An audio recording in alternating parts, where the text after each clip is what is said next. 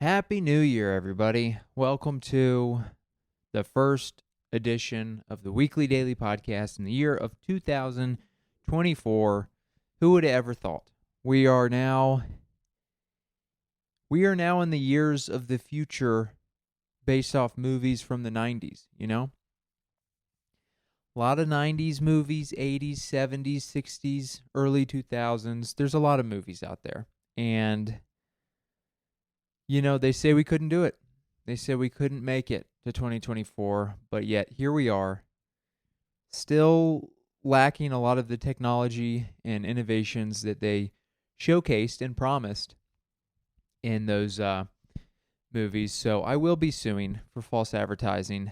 Blade Runner, never saw it, but I'm pretty sure that was in the future. What are good future movies? If I'm being honest with you guys, I cannot think of one off the top of my head. It's always like an intro. It's an intro to the movie. It's like a drone view. And then in like those little computer text, like, but where they do one letter at a time, one letter and number at a time. It's like the year 2061. The robots have taken over. Ben Dailey is still doing his podcast and not defending his fortress.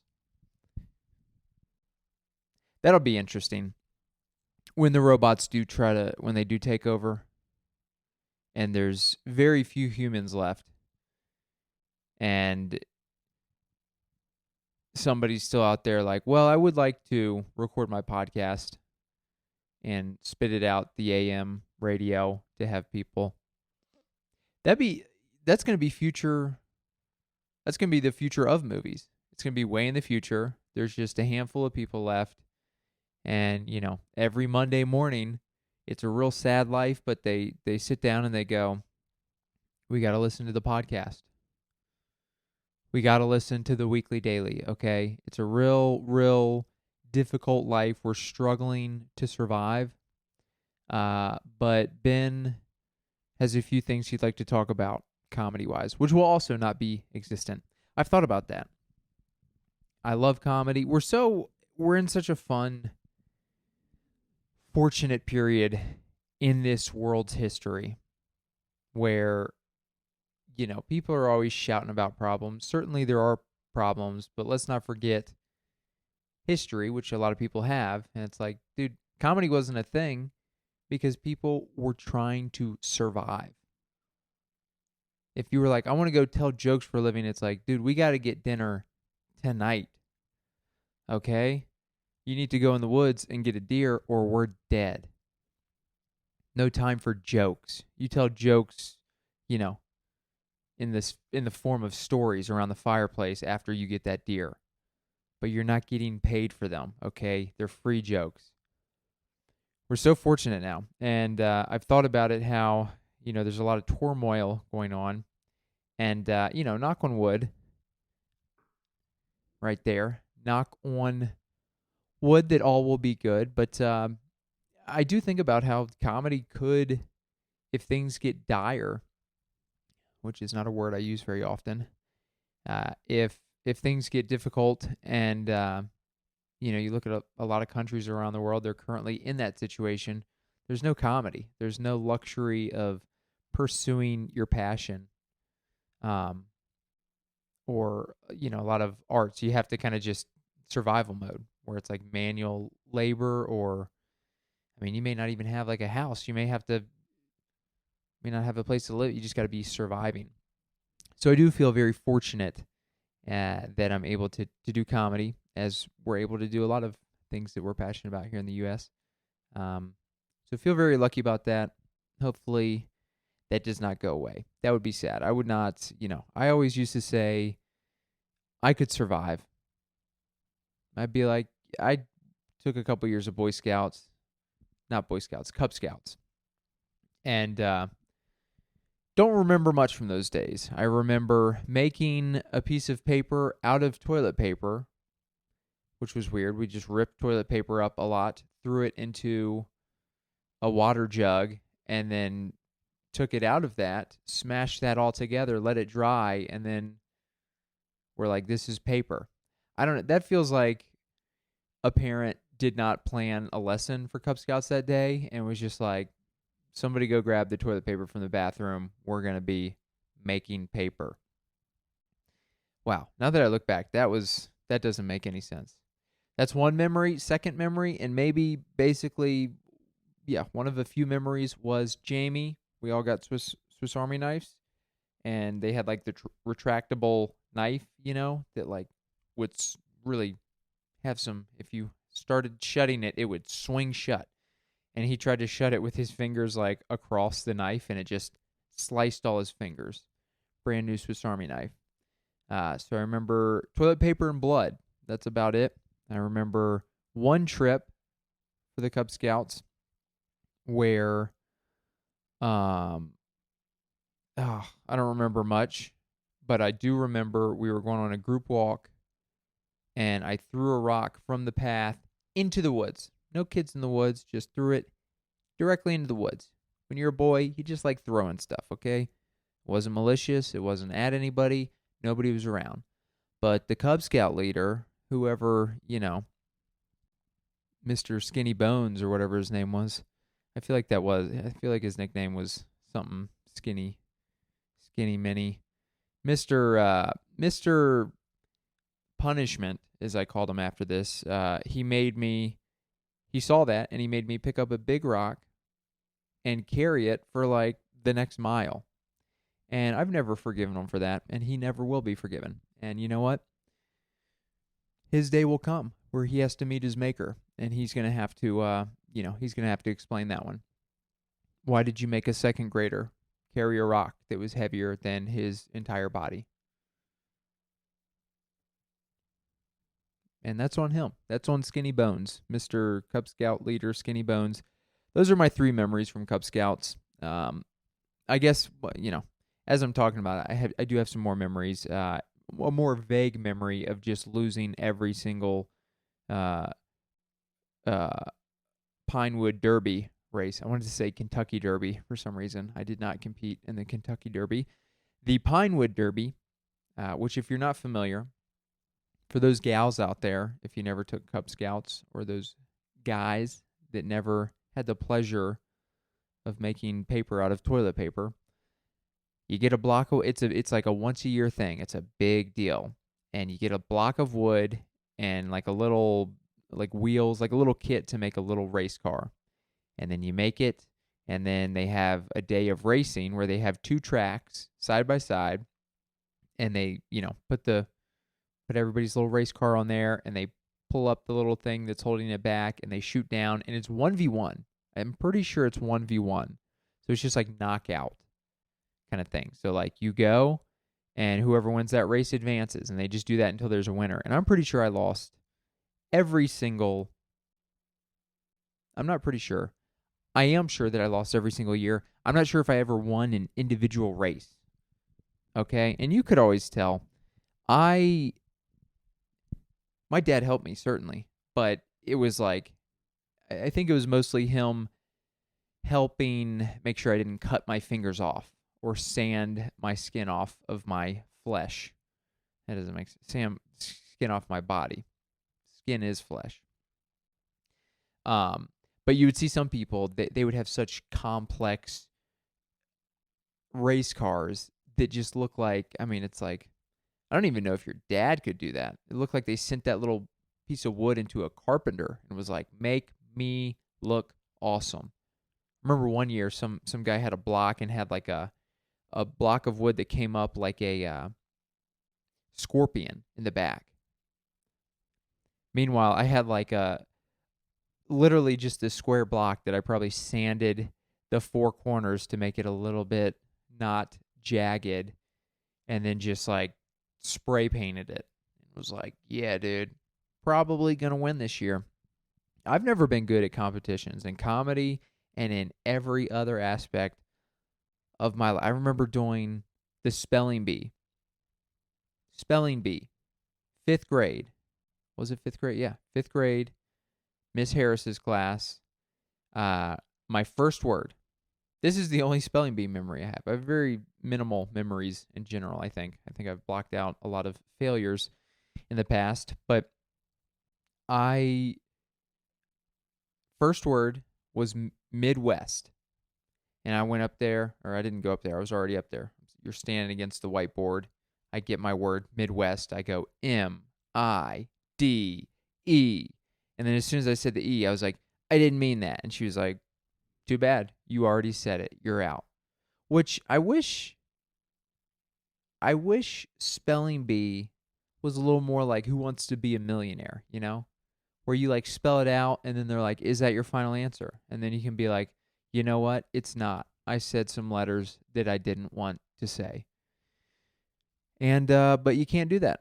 If you say it, if you get a little excited, if you're 8 years old or 11, 12, whatever fifth grade is, and you have ADD and you just say some letters before your brain really comprehends those letters, well, guess what? You're out and you're never going to make it on television to the big time, okay? The big time spelling bee championship.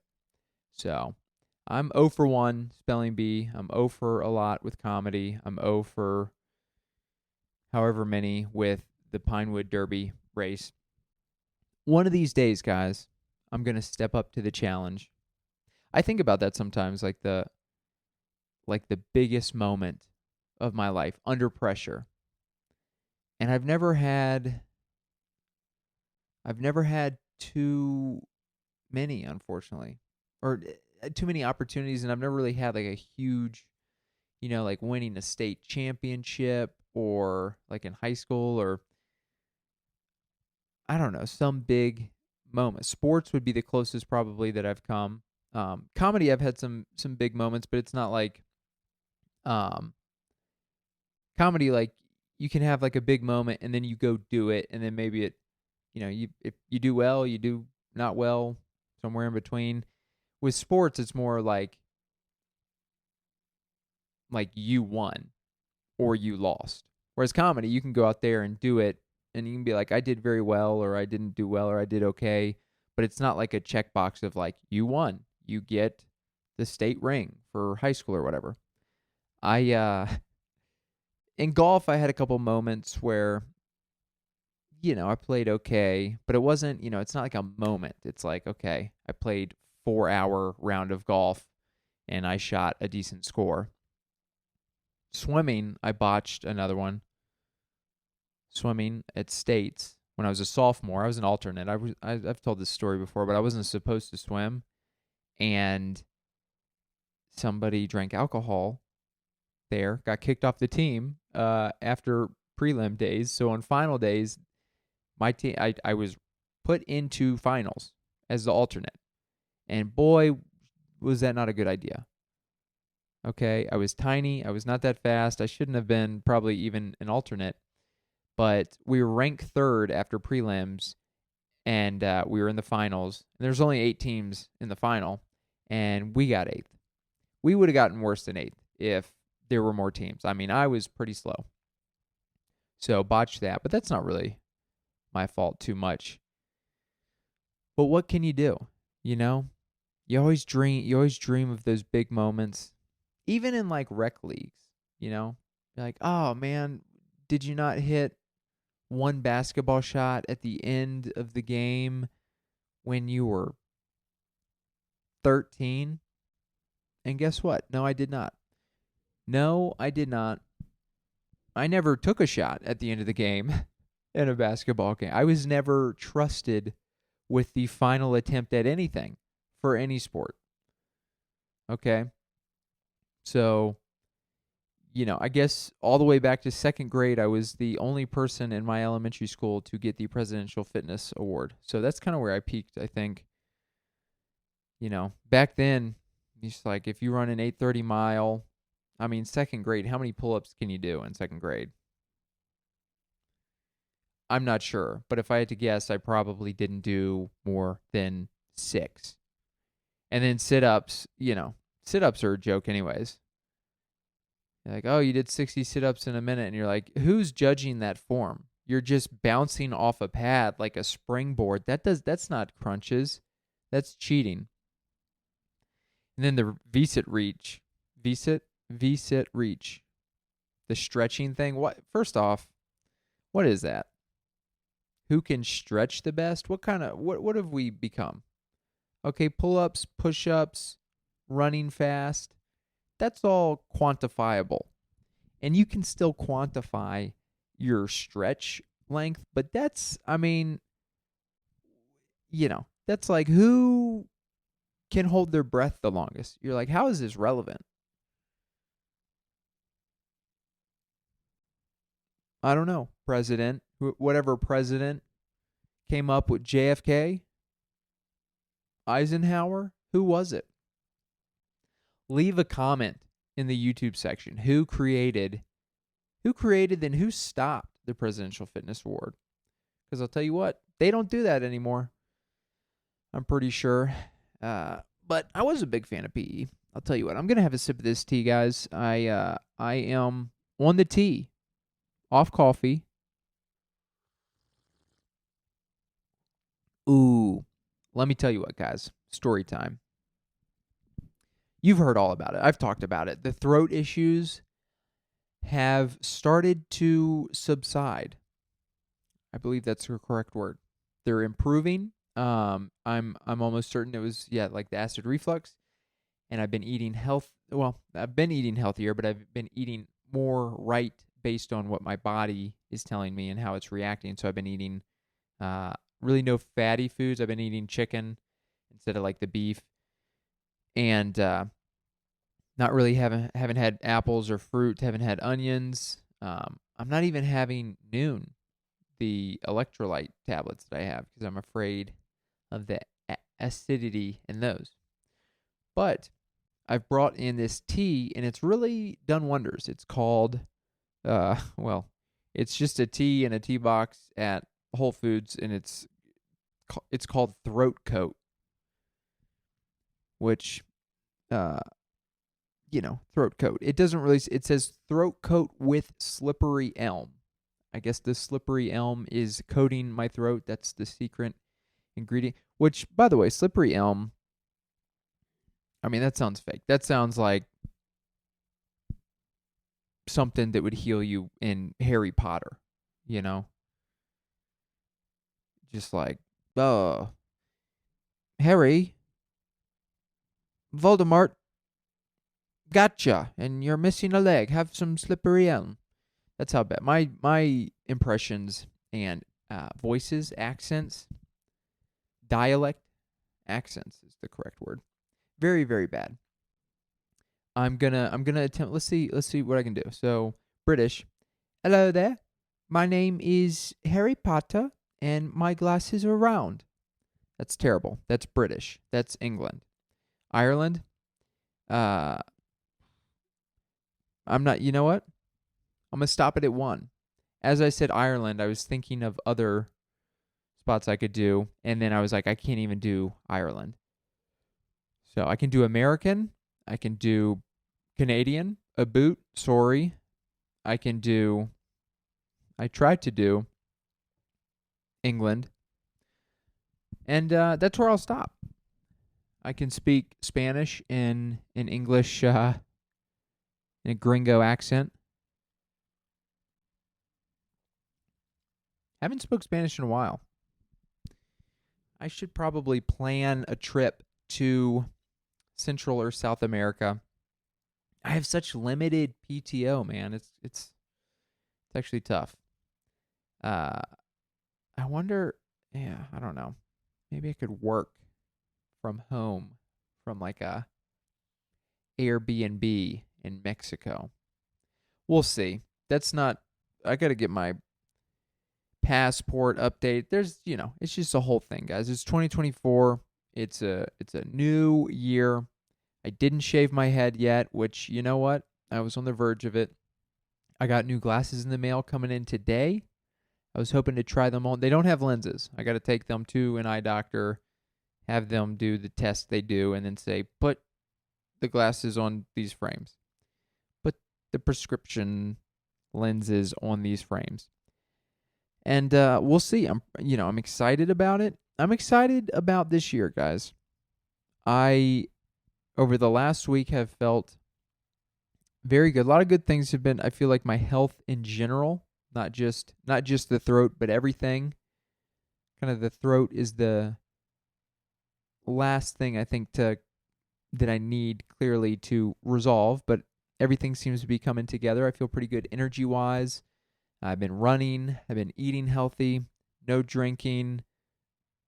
Um I've been reading a lot, reading some good books. I just finished also I've said this before, but if you guys have any book recommendations, let me know in the comments. In the YouTube comments, or just DM me on Instagram at Ben Dailey Comedy. But always looking for a good book. I've been reading. I just finished a handful of books, but I finished The Wager by David Grant. I actually have it right here. Very interesting book about a tale of shipwreck, mutiny, and murder. It is it's a true story. It's which makes it nonfiction, not fake. Fiction equals fake. I always struggle with that. I don't know why they, just say real or not real. Why are we fiction, nonfiction? It confuses the idiots like myself. But A Tale of Shipwreck, Mutiny, and Murder. It's a true story about 18th century, which is the 1700s for people who struggle like me to do that in their head, of a British boat or a fleet of boats, but specifically it was kind of mostly detailing one boat that went from the mission was to like steal treasure from the Spanish. I guess the Spanish were transporting a bunch of treasure on boats, and they were going to go try to capture it. And I think the boats, I guess, were supposed to be at the southern tip or around the southern tip of South America, because I guess that's when Spain was obviously conquering Central and South America. So they took off from England all the way down south of South America around, I think, what's called the Cape Horn, maybe. And then up there in that area in between the southern tip of South America and Antarctica. I mean, I've never been there, but from what the book said and from what makes sense and everything, just the seas are rough. And they went through a bunch of rough weather that basically left the ship kind of disabled, and then it was just tough to navigate, and eventually they ran into some rocks as they kind of came north. So they were like off the coast of Chile. They ran into an island and crashed the boat there, and a bunch of people went on the island and spent multiple months there before literally taking a one of like the small boats, because these massive ships that they had back then, they obviously had like a couple smaller boats to either get to shore or just as safety measures, safety rafts or whatever. But they took one of those that was salvaged from the wreck, and they basically cut it in half and then extended it and built a bigger boat that then like 70 of them tried to make it back, and like 30 of them survived. It was a crazy tale. It's very interesting. It's also interesting to just hear the living conditions of people back then on boats. I mean, I would never be able. They're just crammed in this thing for months, if not years at a time. I mean, granted, if it's years, they're probably obviously porting, stationing for certain periods to replenish their food and resources and things like that. So, but either way, that's a long time. They're just like hanging hammocks up, I think, and just like sleeping and swinging and hitting each other. Like that would be a nightmare. Also, what was interesting, and I guess I've heard of it before, but I wasn't fully aware, but scurvy. Sorry, getting some more throat coat, slippery elm. Scurvy was a huge thing back then that they didn't know what caused it. It basically it made people very sick and weak, and a lot of people actually died from it. And what it is it's just a lack of, I think, vitamin C. So these people that are living, on the boat for such long periods of time, they're eating certain things, but they're not eating. I think vitamin C comes from a lot of stuff, I'm sure, but citrus fruits is one of the big things. And so they're getting like super sick, and some people are dying and they have no clue. They think it's just like that's probably why a lot of these superstitions come up from those times where people are just dying and like fleets are getting decimated and illness is spreading, and they're like, there's a whale in the ocean that's mad, and the myth of Moby Dick coming. That's not what that book is about. But what is the Kraken? I don't know. What are all the Pirates of the Caribbean about? Caribbean. They have like monsters coming out of the ocean. Which honestly, dude, back in the 1700s or even now, but I bet in the middle of the ocean, dude, I bet there's like some 500-foot dinosaur somewhere just lurking the ocean. I wouldn't doubt it. Going to some of these places where like hardly anybody's going, and especially if it's really rough waters and your visibility is bad, it's just like, dude, I bet there's some creatures out there that we don't know about. But that's a good book. I enjoyed it. David Gran wrote. He was also the author of Killers of the Flower Moon. Haven't read it. Haven't seen the movie, but the movie just released here recently. So if you're looking for a good book, that was an interesting one. It was a historical book. Now I'm on a new book called Pillars of the Earth by Ken Follett. And this will be the, assuming I finish, this will be the largest book I've ever read. It's about 1,000 pages, and it's a collection. I got it for Christmas from my dad. He got 3 of them. It's 3 1,000-page books. This year, I might max out at a book and a half. I don't know. Last year, I think I read 10 books. Not a ton, but read a lot of good books. Enjoyed them. They were, there's only a couple that were like under 300 pages, so they were all in between probably 300 and 600 pages. And enjoyed the books I read. It was good. I look forward to reading more. I do feel more centered and collected and calm and just mentally healthy when I'm in a good routine that includes reading. So I'll keep you guys updated on the Ken Follett book. I have, oh wow.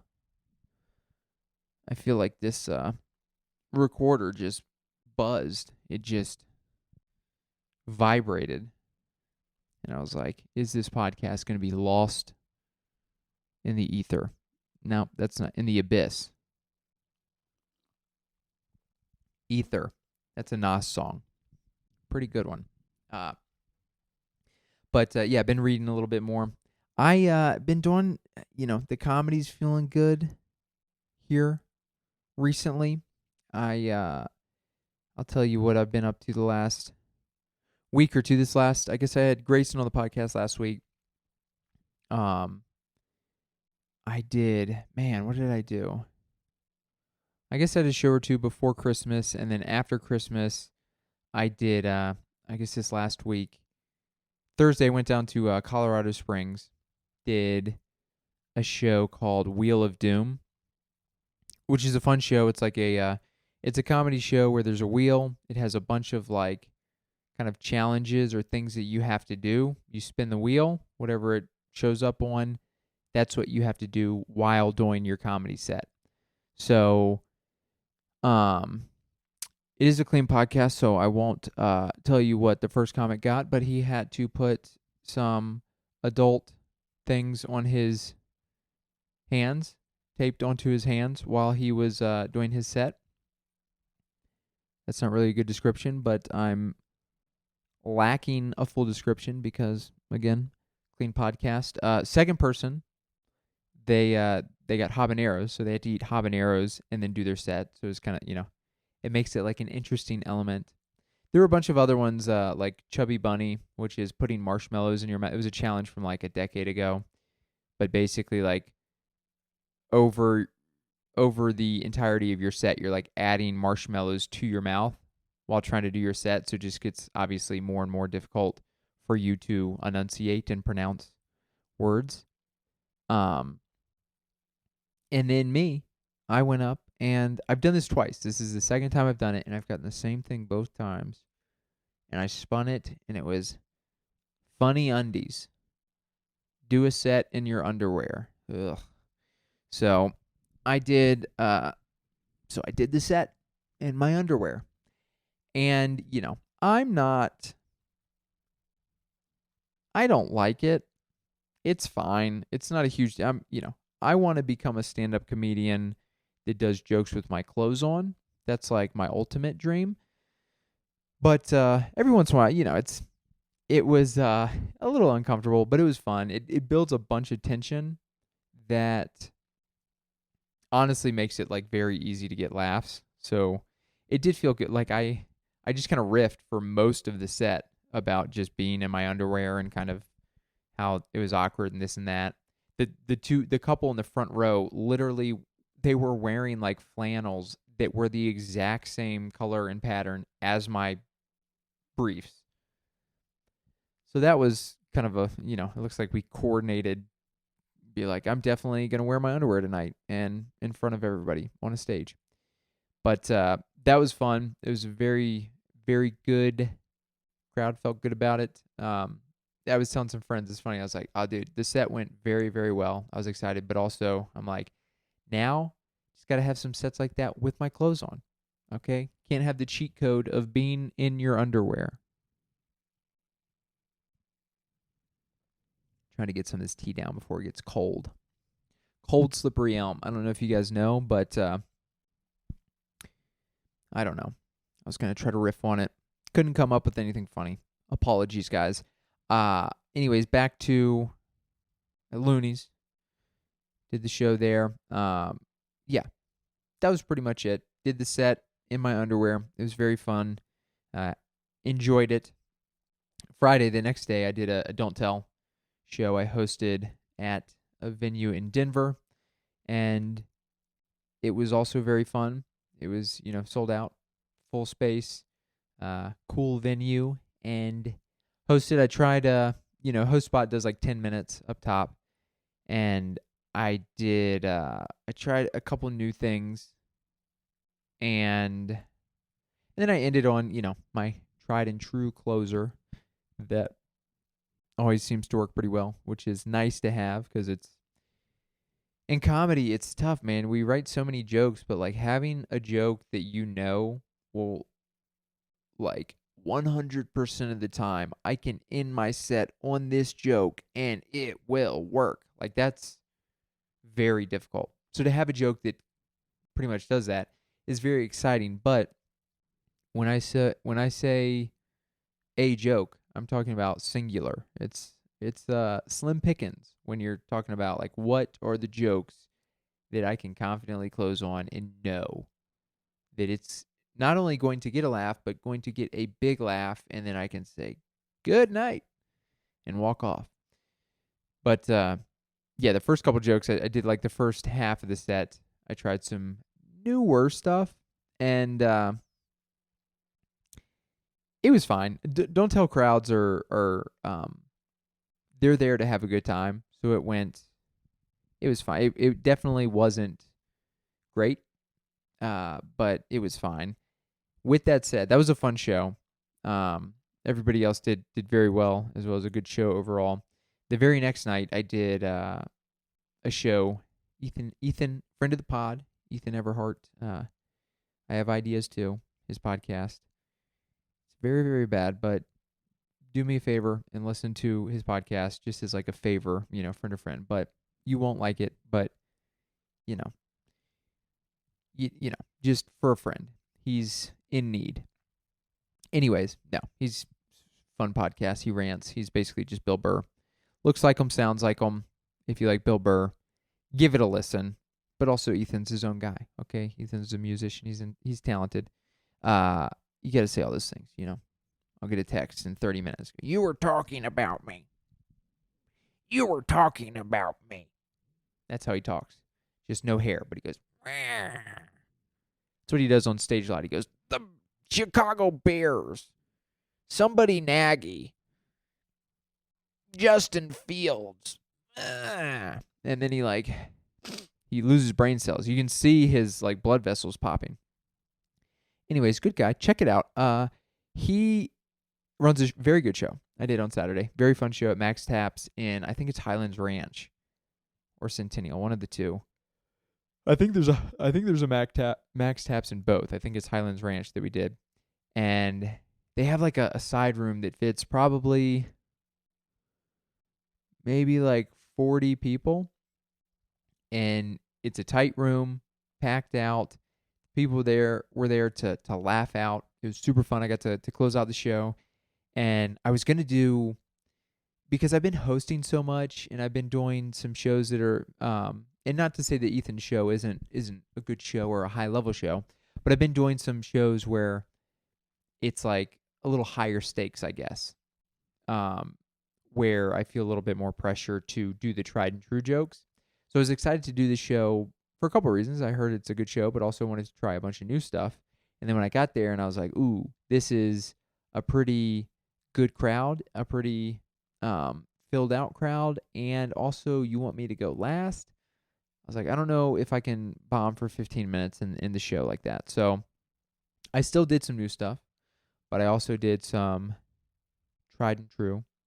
And yeah, those new jokes that I did at the Don't Tell, it was great because the crowd was hot, but they were honest. And they were laughing it up at my good jokes, and they weren't laughing it up very much at some of the newer ones, which I appreciate. It's like sometimes people they laugh too much to make you go, oh, that joke is ready or that joke is good. But ideally, is a crowd that gives it up when they should give it up, when it's deserved to laugh at, and ones that are honest with you and, they don't give it up. So you go, okay, I took all that. That's good information to take. Got to work on those new jokes. But one of the newer jokes that I've talked about in the past is the clogged toilet joke from high school. And that was the first show I've done it at. One of the first shows I've done it at where it's just like a really good crowd. And I did it in the middle of my set, and it went very, very good. I was very excited. It's a new story. It's a little bit longer. I've still got to make some tweaks to it, but I was struggling with the closer, which is a main part of the story. It's like, how do I close with a big laugh and have people understand, like, the joke's over? And I think I figured it out there. So I was very excited about that, and I feel like that's kind of like probably a new 3 or 4 minutes that's probably going to be like in my 15, 20-minute set now and replace some of the older jokes. But that was exciting to see. I did it last night as well at an open mic. Did not go that good, but that's the ups and downs of comedy. Also, it's an open mic, so it's funny to like have it crush at a show and then go to an open mic and you're like, maybe this isn't a joke. But it is a joke, and I will stand by that.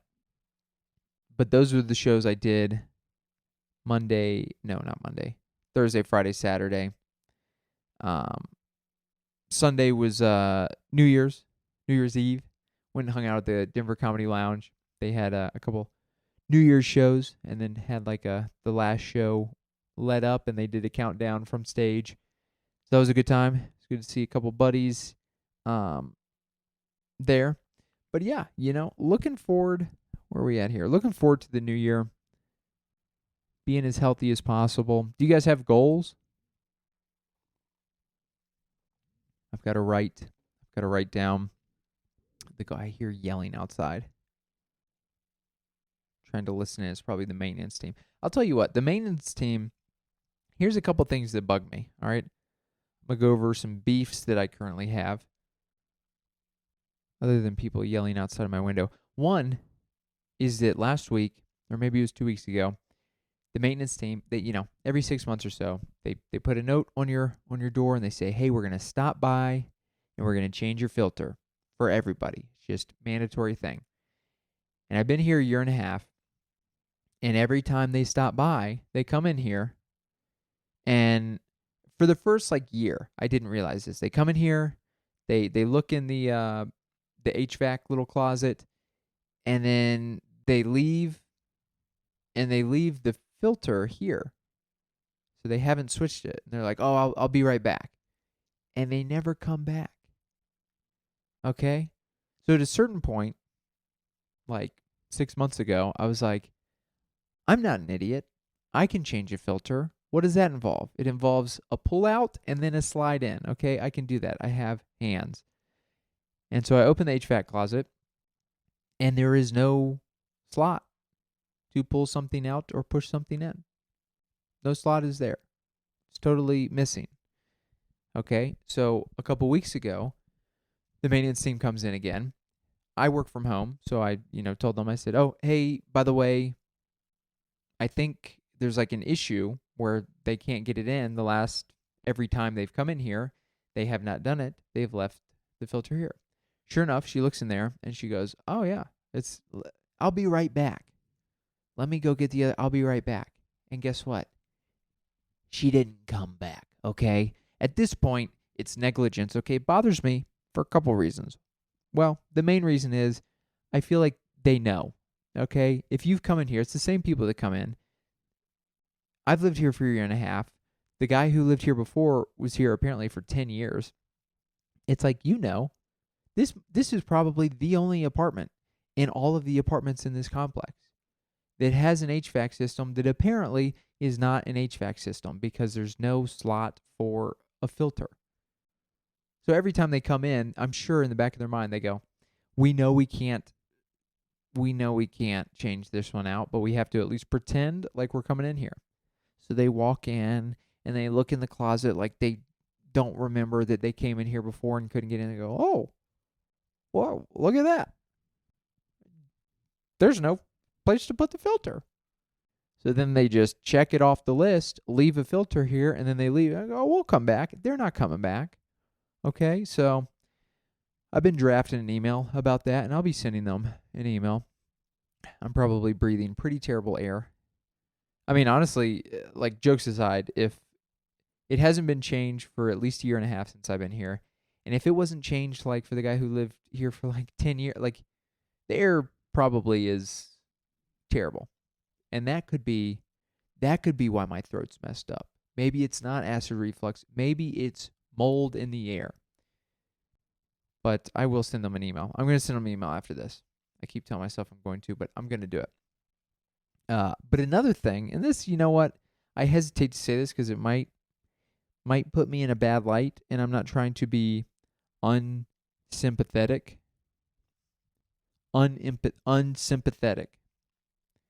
Do you guys know the difference? Sympathy. Sympathy is when you feel bad for somebody for a situation. Empathy is when you also feel bad for them, but you've also been in that situation, right?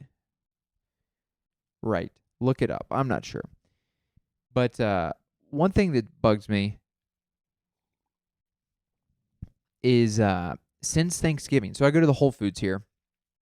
Not to brag, but all my extra money that I save is just going towards healthy food. It's not because I'm a snob. It's not because I'm rich. It's because just trying to have like a normal throat and stomach. But I go to the Whole Foods right down the street, and since before Thanksgiving, there's been somebody there in the parking lot with a violin hooked up to an amp, just playing loud music. And it's like, ugh, stop. I know it sounds unsympathetic because I think they're I don't know if it'd be called panhandling, but they're, I guess, looking for money. But it's like a lot. And it's like, we're in like the suburbs almost of like, at like a Whole Foods parking lot. And I go there pretty often. I go there probably every couple days. And look, I'm not trying to be unsympathetic. But when I'm walking out of Whole Foods after buying a squash that's organic that costs $12, I don't want to hear your violin playing Beethoven. Okay, coming out of a Fender amp. Okay? I want to be able to think my thoughts and go, golly, that was expensive, and just go to my car. I don't want to hear you miss that C flat and go, $12 and my ears hurt, you know? There's my Whole Foods rant for the day. Okay, well, we're about at time here. I don't know if I have much more to add here other than big things coming here in 2024. If you guys made it this far, like I said, please comment on the things I mentioned. I can't remember exactly. If there's a book you like or recommend for me to read this year, let me know. I've asked it before, said it before, and I doubt you guys are making it this far into the pod. But any suggestions or thoughts for the pod or the topics or anything like that, just let me know. This year's going to be, I'm planning on trying to really get out there and stretch my legs, do some more headlining, and hoping for 2025 to be like the year that I really go for it. So I'm feeling a lot better health-wise. The throat, the body, the mind. Been working hard at jokes. So really looking forward to kind of putting it all together, just feeling as comfortable as possible again. And yeah, doing some longer sets, doing some more fun shows, and keeping the momentum going. So thanks so much for listening, guys. Appreciate you tuning in. And yeah, I'll see you guys again next week.